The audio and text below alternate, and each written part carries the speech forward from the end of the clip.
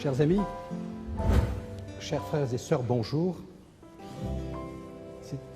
C'est toujours avec plaisir que je vous retrouve, toujours avec un brin d'émotion. C'est vrai que vous êtes impressionnants. Vous avez compris que j'ai envie de vous parler du sabbat aujourd'hui. Vous me direz, c'est une chose connue. La preuve, c'est que nous sommes là ce matin. Je voudrais échanger avec vous sur la signification ou les significations oubliées du septième jour. C'est-à-dire aller au-delà d'une approche que je pourrais qualifier de légaliste, pour prendre au travers des textes bibliques sur le sujet, quelques textes choisis, il y en a de nombreux, qui vont nous montrer quelles sont les véritables significations du sabbat. Et ceci depuis la Genèse jusqu'à l'Apocalypse. La première des choses que je voudrais vous dire, et qui sera une sorte de leitmotiv, c'est que le Dieu qui nous est présenté dans la Bible, depuis la Genèse jusqu'à l'Apocalypse, est un Dieu personnel, un Dieu de relation, et ceci en contradiction forte avec ce que les croyants de l'époque, les païens, imaginaient de ce qu'était la personnalité de Dieu. Donc ce Dieu personnel, présent auprès de son peuple, présent auprès de chaque individu, c'est ce que nous allons essayer de trouver au travers de ces textes sur le sabbat. Et comme je vous l'ai dit, nous le verrons dans la Genèse, dans l'Exode, dans les prophètes. On verra évidemment Jésus et le sabbat au travers de ces textes qui viennent de vous être lus. Je vous en parlerai dans l'Apocalypse aussi, et puis pour nous aujourd'hui. Le sujet va vous paraître peut-être un peu long, une sorte d'étude biblique, mais finalement, quoi de mieux que d'étudier la parole de Dieu en ce jour. Le premier texte que nous trouvons au sujet du sabbat se trouve dans la Genèse.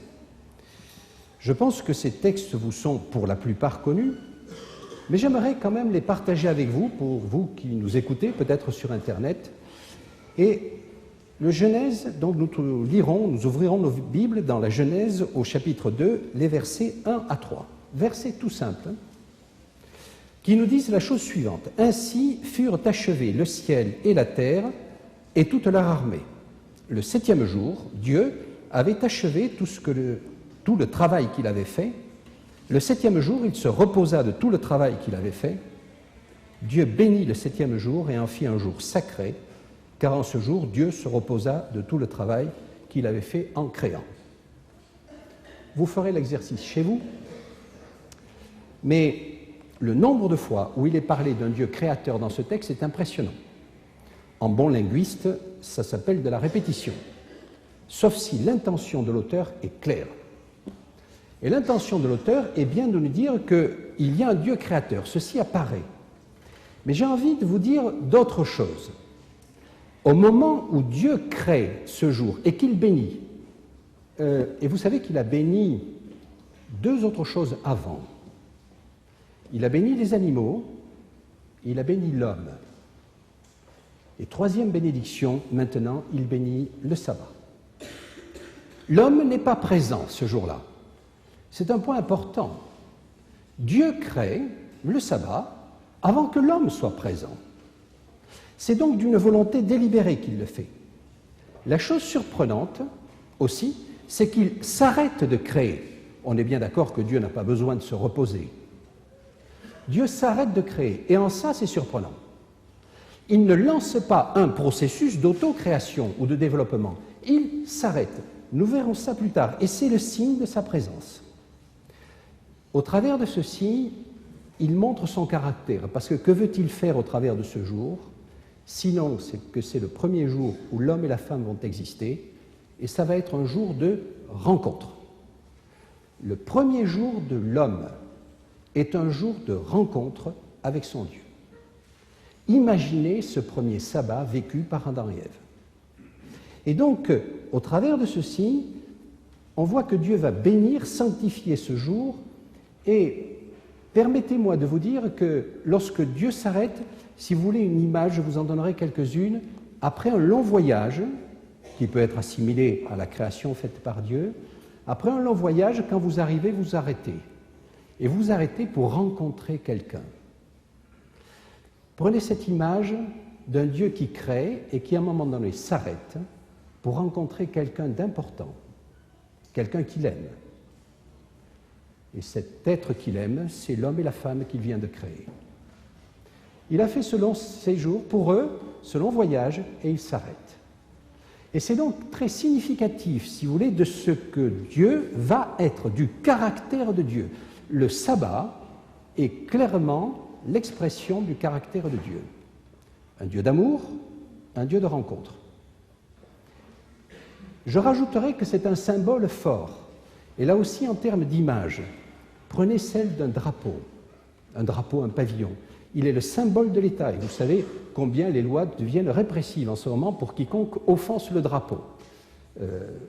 Y compris le drapeau des pays. La France se met à ce régime-là. Parce que le drapeau est le symbole du pays. J'ai envie de vous dire que si vous voulez une image, le sabbat, c'est le drapeau, c'est le symbole de ce que Dieu fait pour l'homme. Et donc, souvenez-vous de ça, de la même manière que les gens s'affectionnent ou ont du respect pour ce drapeau, eh bien, nous-mêmes avons du respect pour ce symbole que Dieu nous a proposé, le sabbat. Un point important, et je terminerai sur cette partie de la Genèse, c'est que ce sabbat a été donné à Adam et Ève. Il n'a pas été donné qu'au peuple juif, puisqu'Adam et Ève, c'est largement avant le peuple juif. Et j'ai envie de vous dire qu'il y a là un symbole d'universalité qui est assez remarquable. Donc, ce sabbat, donné à l'homme, et pas exclusivement au peuple juif, on en reparlera, est présent. Tant de rencontres d'un Dieu qui, après un long voyage, vient rencontrer ceux qu'il aime, vous et moi. En ce qui concerne les patriarches, on trouve ça dans Genèse, donc avant de parler de l'Exode, Genèse au chapitre 26 et au verset 5,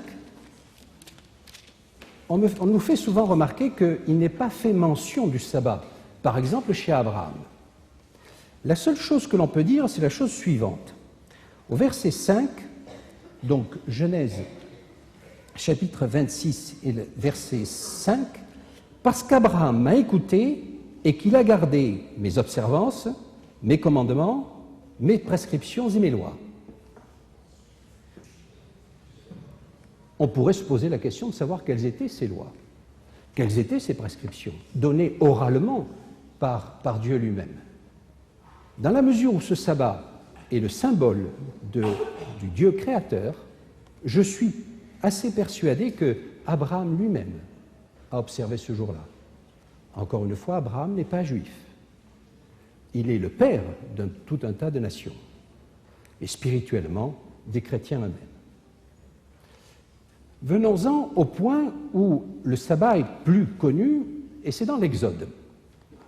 L'Exode, vous connaissez bien, je pense, Exode chapitre 20, versets 8 à 11, et c'est vrai que on se pose souvent la question de se dire, mais finalement, vous vous dites adventiste du 7e jour. Adventiste, on comprend, mais du 7e jour, pourquoi avoir rajouté ce titre un peu long, un peu lourd peut-être? Eh bien, les raisons, je vais vous les donner maintenant, et je suis assez fier de porter ce nom, même si parfois c'est un peu long à écrire, mais après tout, ça caractérise bien le peuple de Dieu. Exode chapitre 20, faut-il nous rappeler la description que nous trouvons au verset 8, de verset 8 à 11, « Souviens-toi du sabbat ». Tiens, s'il faut te souvenir, c'est que peut-être il s'est passé quelque chose avant où je t'en ai parlé. Et je vais vous en toucher deux mots. Je vais lire le texte. « Souviens-toi du sabbat pour en faire un jour sacré ». On renvoie à la Genèse. « Pendant 6 jours tu travailleras et tu feras tout ton ouvrage, mais le 7e jour c'est un sabbat pour le Seigneur, ton Dieu. Tu ne feras aucun travail, ni toi, ni ton fils, ni ta fille, ni ton serviteur, ni ta servante, ni tes bêtes, ni les immigrés qui sont dans ta ville. Même le temps de tes bêtes ne t'appartiennent pas. Hein? Car en 6 jours, le Seigneur a fait le ciel, la terre, la mer et tout ce qui s'y trouve, et il s'est reposé le 7e jour. C'est pourquoi le Seigneur a béni le sabbat et en a fait un jour sacré. » Vous connaissez bien, je pense, ce texte. Remarquons une chose, c'est que, évidemment, il nous renvoie à la création, au début où Dieu a donné ce sabbat, mais également le fait que, si vous voulez, c'est en nous renvoyant effectivement à la création et nous renvoyant au fait que ce Dieu est un Dieu, encore une fois, de rencontre. Particularité de cette parole ou de ce commandement, comme vous voulez, c'est qu'il y a là une explication. Dans les autres commandements, vous ne trouvez pas la raison pour laquelle ceci est fait. Il n'y a que dans celui-là qu'on trouve la raison. Souviens-toi du sabbat et pourquoi c'est donné là. Les premiers commandements et les autres ne sont pas donnés. Tu ne tueras point, il n'est pas dit pourquoi. Ici, il est dit pourquoi. Et donc, ceci se trouve dans le cadre d'une alliance, toujours. Alors je vous disais, souviens-toi du jour du sabbat.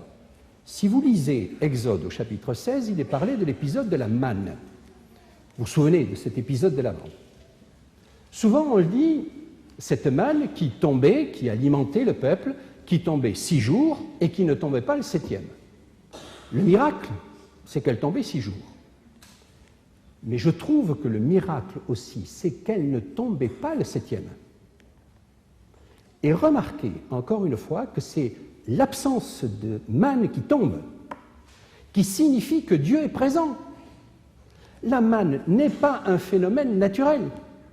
On aurait pu s'y habituer si elle était tombée tous les jours. Mais là, elle s'arrête. Signe que Dieu est présent et qu'il intervient ce jour-là, présent encore une fois au milieu de son peuple et avec son peuple. Et donc là aussi, reprenons cet exemple de la manne et souvenez-vous, la manne va être un symbole fort. Je vais quand même vous poser une question. Où était la manne après le désert? Qu'est-ce qu'ils en ont fait? On l'a mis dans un vase et on a mis ça dans le tabernacle. À côté de la loi. La manne, la grâce. Et la grâce qui venait tous les jours, y compris le sabbat où elle ne tombait pas. Vous savez que j'aime bien les paradoxes, mais je crois que c'est assez fort pour le dire. Et souvenez-vous, quand le peuple a été amené hors d'Égypte, quand Moïse a sorti ce peuple d'Égypte, et finalement on va lire le texte, puisque le texte des commandements se trouve non seulement dans Exode, mais en Deutéronome 5. Je pense que vous le savez. Et Deutéronome 5, si vous voulez bien, nous allons lire le 4e commandement, où il nous est dit « Observe le sabbat pour en faire un jour sacré comme le Seigneur ton Dieu te l'a ordonné. » C'est la même chose. « Pendant 6 jours tu travailleras et tu feras tout ton ouvrage, mais le 7e jour est un sabbat pour le Seigneur ton Dieu. Tu ne feras aucun travail, ni toi, ni ton fils, ni ta fille, ni ton serviteur, ni ta servante, ni ton bœuf, ni ton âne, ni aucune des bêtes, ni l'immigré qui est dans tes villes, afin que ton serviteur et ta servante puissent se reposer comme toi. » Et là, l'explication, la raison du sabbat est différente. Je pense que vous aviez déjà remarqué ça. Tu te souviendras que tu as été esclave en Égypte et que le Seigneur ton Dieu t'en a fait sortir d'une main forte, d'un bras étendu. C'est pourquoi le Seigneur ton Dieu t'a ordonné de célébrer le jour du sabbat. Il y a 2 raisons. Dans Exode 20, c'est il t'a ordonné de célébrer le jour du sabbat parce que c'est un Dieu créateur, et ici, c'est parce que c'est un Dieu libérateur. Les 2 choses vont de pair. Et souvenez-vous, vous connaissez le chant « Let my people go ». Pourquoi? Pourquoi laisser sortir mon peuple d'Égypte? Pour le libérer? Oui. Mais pour le libérer, pourquoi faire? Moïse est très clair vis-à-vis de Pharaon. C'est pour qu'il adore Dieu dans le désert.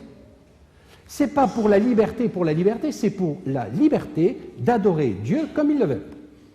Et dans le désert, ils vont adorer Dieu, et parmi les recommandations, les ordres, les paroles que Dieu va leur donner, il va y avoir le sabbat. Et souvenez-vous, cette libération, je vous ai déjà parlé de ce texte magnifique de Osée, dans Osée 2, verset 16.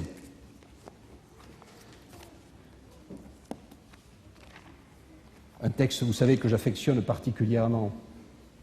Dieu, qui veut reconquérir le cœur de son peuple. Encore une fois, ce Dieu d'amour, ce Dieu qui vient nous chercher. Eh bien, moi, dit Dieu, Je vais la séduire, il prend l'image de son peuple pour là, ici, je vais la séduire, je la conduirai au désert et je parlerai à son cœur.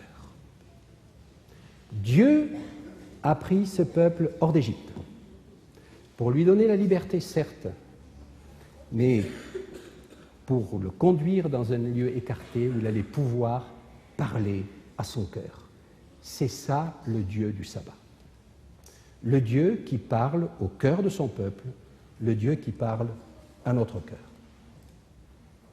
On pourrait voir dans les prophètes, et le prophète, dans un certain nombre de prophètes, mais on le voit dans Exode 31, je vais passer assez vite là-dessus, où il est dit que ce sabbat est une alliance perpétuelle.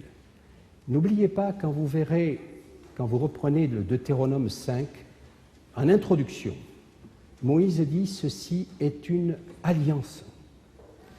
Et tout au cours de l'histoire, depuis la Genèse jusqu'à l'Apocalypse, va courir cette alliance, cette relation particulière de Dieu avec son peuple, de Dieu avec chacun d'entre nous. « Je vais faire une alliance avec toi », dit-il. Et cette alliance, ça va être les 10 paroles. Et on va retrouver cette alliance tout au cours de l'histoire. Toujours, le sabbat est lié et associé à une alliance, à une relation personnelle. Jésus et le sabbat. Là, nous arrivons un peu au cœur de la question, puisque souvent le texte que je vous ai proposé concernant Jésus, le maître du sabbat, mais on va y arriver en conclusion, est considéré comme étant, bon, après tout, il est le maître du sabbat, il fait ce qu'il veut. L'analyse du texte est beaucoup plus profonde que cela, et vous allez voir qu'elle confirme de manière étonnante le sabbat. On va commencer par Luc, un texte fort.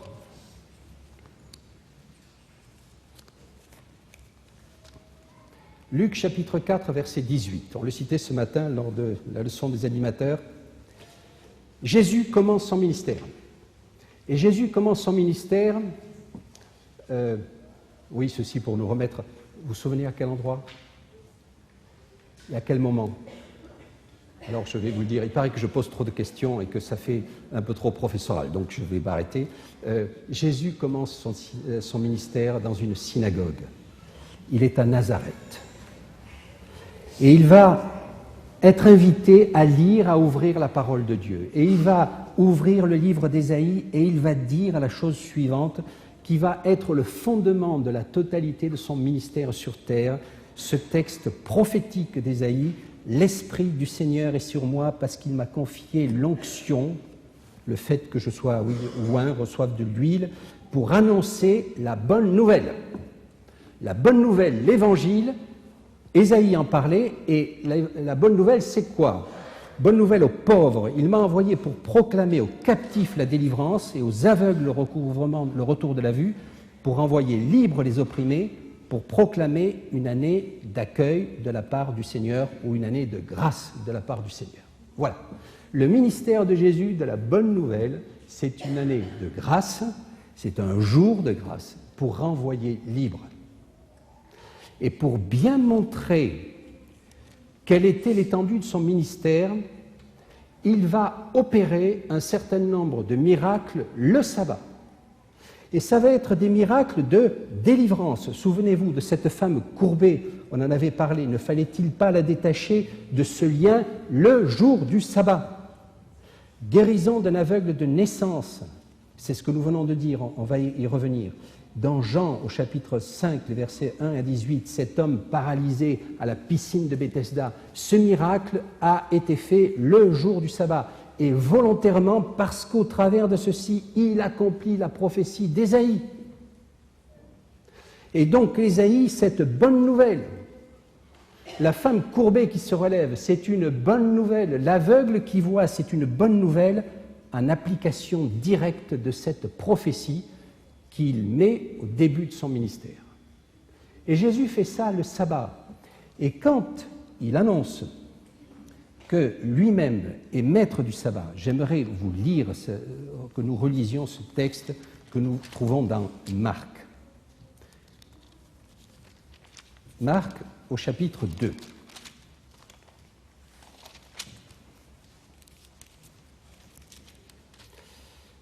Ce texte nous a été lu et je voudrais qu'on le relise. Il leur disait, le sabbat a été fait pour l'homme et non l'homme pour le sabbat, de telle sorte que le Fils de l'homme est maître même du sabbat.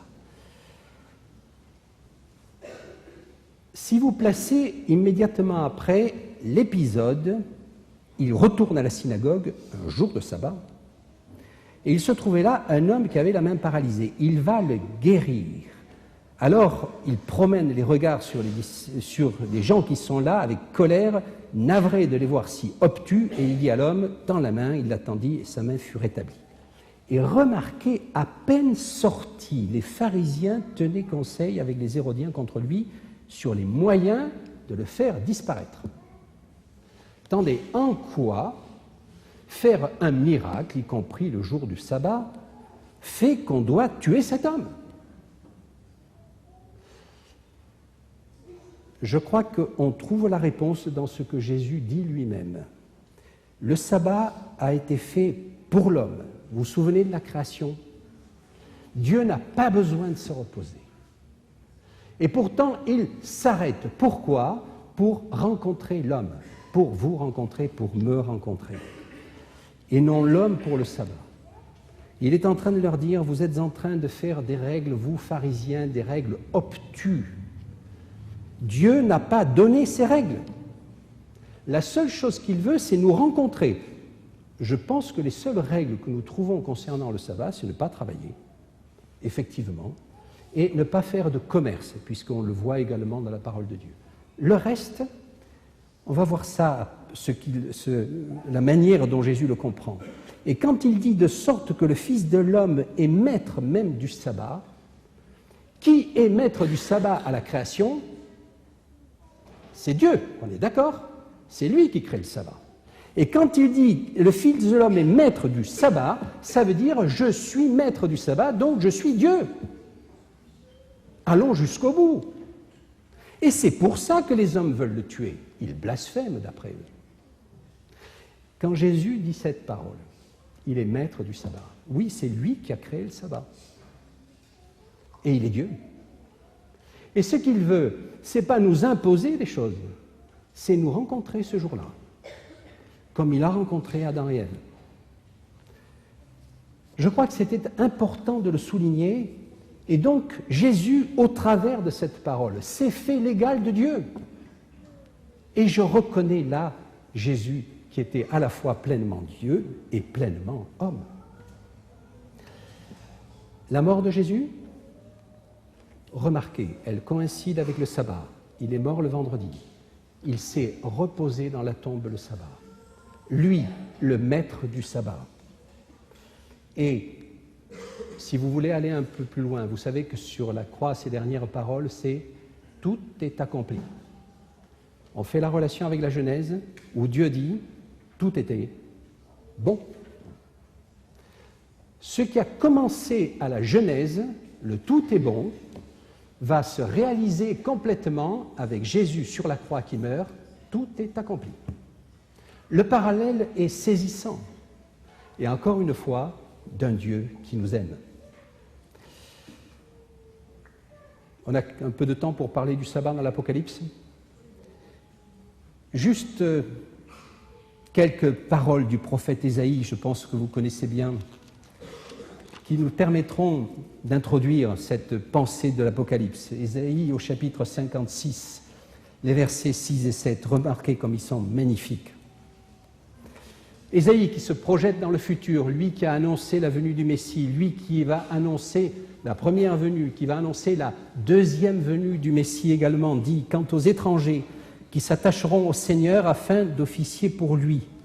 Les étrangers, donc il parle bien des non-juifs, qui aimeront le nom du Seigneur au point de devenir ses serviteurs, tous ceux qui observeront le sabbat en le gardant, en se gardant de le profaner, et qui demeureront fermes dans mon alliance. Il dit tout cet homme, dans une alliance, et les non-juifs qui gardent le sabbat sans le profaner, je les amènerai dans ma montagne sacrée et je les réjouirai dans ma maison de prière.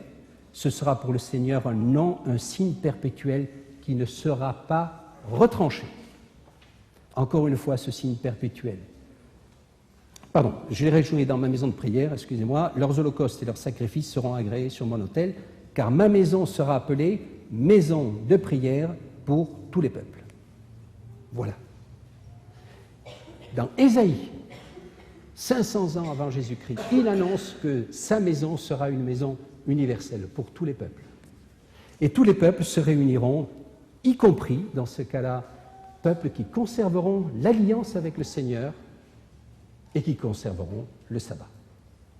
Dans l'Apocalypse, dernier livre, pas le dernier écrit, certes, mais le dernier livre que nous trouvons dans la Bible, quand vous remarquez, quand vous faites le parallélisme entre les deux derniers chapitres de l'Apocalypse, chapitres 21 et 22, et vous pouvez les mettre en parallèle avec la Genèse de manière très étonnante.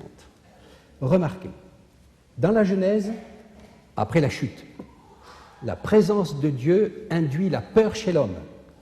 Dans l'Apocalypse, nous verrons Dieu face à face. Après la chute, la malédiction va tomber sur la terre. Dans l'Apocalypse, la terre devient un lieu de bénédiction. Dans la Genèse, nous sommes séparés, Adam et Ève sont séparés de l'arbre de vie. Dans l'Apocalypse, accès à l'arbre de vie.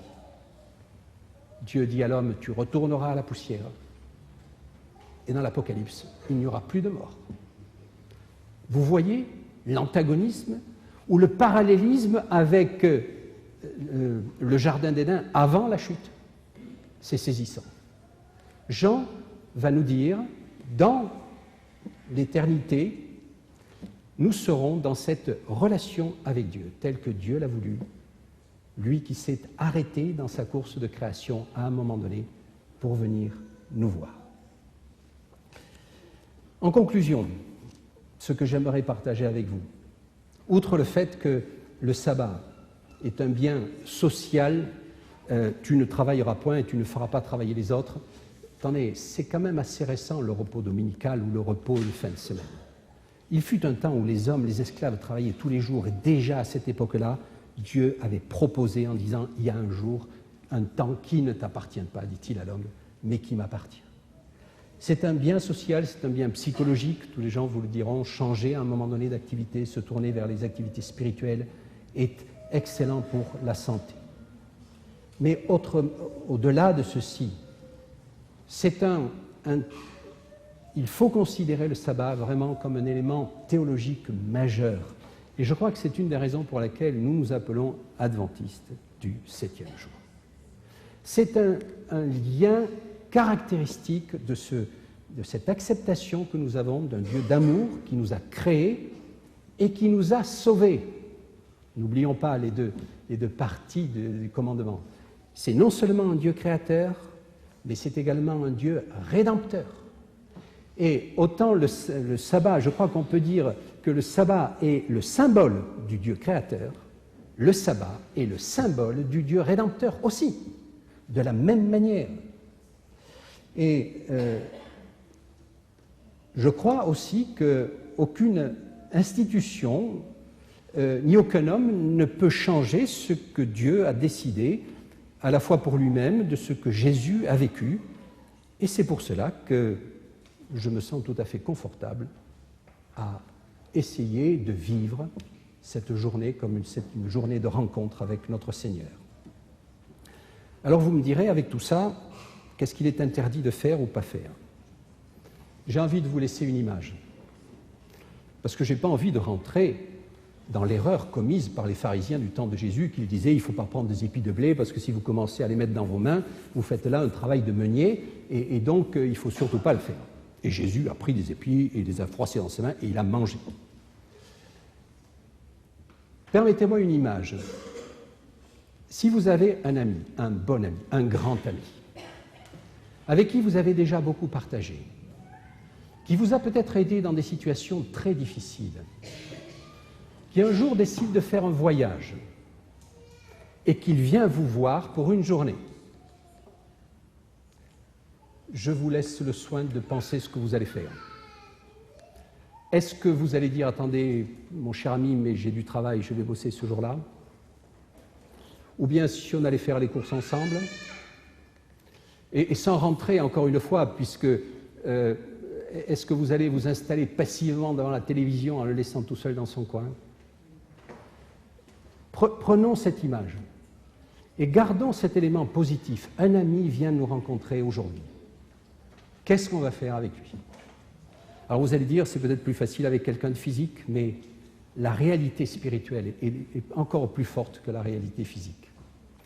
Et donc, l'apôtre Paul, oui, je vais dire l'apôtre Paul dans l'Épître aux Hébreux, même si ce n'est pas forcément lui qui a écrit, mais au moins il avait un scribe pour écrire, tout au moins c'est ce que je pense, va nous donner un texte assez fort et intéressant, et c'est ce qui terminera mon étude biblique de ce matin. Hébreux au chapitre 4, qui sont les Hébreux? L'auteur s'adresse à une population juive, hébreu. Et son but, c'est de démontrer que ce que Dieu a accompli au travers de ce peuple est en train de se continuer. Et qu'il y a une continuité entre l'Ancien Testament et le Nouveau Testament. Quelque chose est arrivé, c'est Jésus-Christ, le Messie est venu, mais malgré tout, il y a une continuité. Et donc tout ce qu'on avait dans l'Ancien Testament va être des symboles de ce qui est en train de se passer. Voilà la philosophie de cette épître très dense. Et l'auteur, l'apôtre Paul, va parler du sabbat. Et il dit la chose suivante, au chapitre 4, les versets 1 à 2, puis je lirai versets 6 à 7. « Craignons donc, tant que subsiste la promesse d'entrer dans son repos. » Immédiatement, ça fait écho au repos de sabbat. Que l'un de vous ne semble l'avoir manqué, car la bonne nouvelle, l'Évangile, vous a été annoncée aussi bien qu'à eux. C'est-à-dire, la bonne nouvelle a été annoncée non seulement aux païens, mais à vous. Mais la parole qu'ils ont entendue ne leur a servi de rien, car ils n'étaient pas unis dans la foi à ceux qui l'ont entendue. Donc elle a été adressée au peuple juif, et certains, chez le peuple juif, ne l'ont pas entendue. Et au verset 6 et 7, « Ainsi, puisqu'il est réservé à certains d'y entrer, et que ceux qui avaient reçu les premiers cette bonne nouvelle n'y entrèrent pas, certains juifs, à cause de leur refus d'obéir, il institue encore un jour. Aujourd'hui, en disant bien longtemps après par David, comme il a été dit plus haut, aujourd'hui, si vous entendez sa voix, ne vous obstinez pas. » L'auteur nous dit, aujourd'hui, le sabbat de Dieu, c'est aujourd'hui. La rencontre avec Dieu, c'est aujourd'hui. Et j'ai envie de dire, j'ai envie d'appliquer cette parole à moi-même. Si aujourd'hui, nous entendons sa voix de ce Dieu qui a fait un long voyage pour nous rencontrer, ne vous obstinez pas. C'est ma prière pour chacun d'entre nous. Amen.